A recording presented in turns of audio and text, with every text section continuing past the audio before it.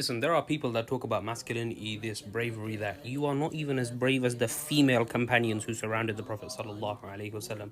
So here are my top 5 instances of female companions just standing on business. Let's go. Number 1, Asma bint Abi Bakr radiallahu anha, and I've mentioned her before, but one of her coldest moments is when she was standing up against Hajjaj ibn Yusuf al-Thaqafi when she was 100 plus years old, and the man tried to gloat in front of her that he murdered her child, her son Abdullah ibn Zubair.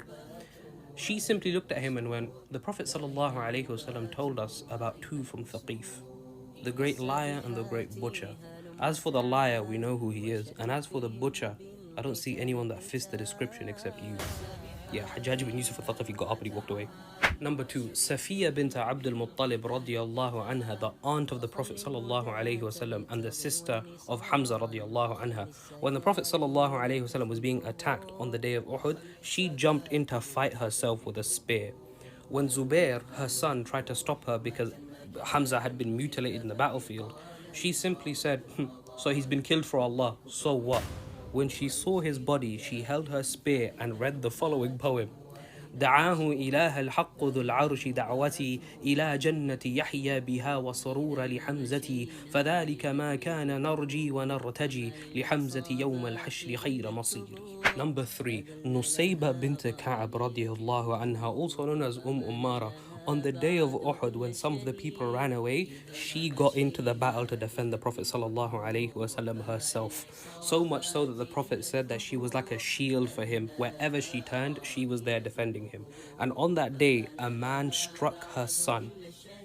She went, bandaged him up, looked at him and said, rise and fight, my son. Then she went and found the guy who struck him and took him out herself. Number 4, Fatima bint al-Khattab radiallahu anha, the sister of Umar ibn al-Khattab radiallahu anha. Now before he accepted Islam, he actually found out that Fatima and her husband had accepted Islam first. And he became so enraged that he began beating on her husband. And in an act of rage, he slapped her, causing her to bleed. Instead of becoming afraid, she stood up to this 6'3" behemoth of a man and said, do whatever you want. We'll die before we leave Islam. That moved him so much that he actually calmed down and started listening.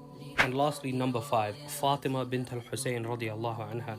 Now the day after the massacre of Karbala, when she was surrounded by the enemy, she got up and she simply said to the people of Kufa, O people of Kufa, you people of treachery, betrayal and conceit, we are a house who have been tried by Allah through you as Allah has tried you through us, but He gave us victory. May Allah's curse be on the oppressors. Woe to you! Do you know which of your hands has stabbed us? Do you know how many souls have set out to kill us? Do you know how many feet march towards us intent on fighting? By Allah, your hearts have been hardened, your core has rotted, your heart's ears and eyes have been sealed. Shaitan has whispered to you and dictated your actions, placing a veil over your eyes so that you may never be guided.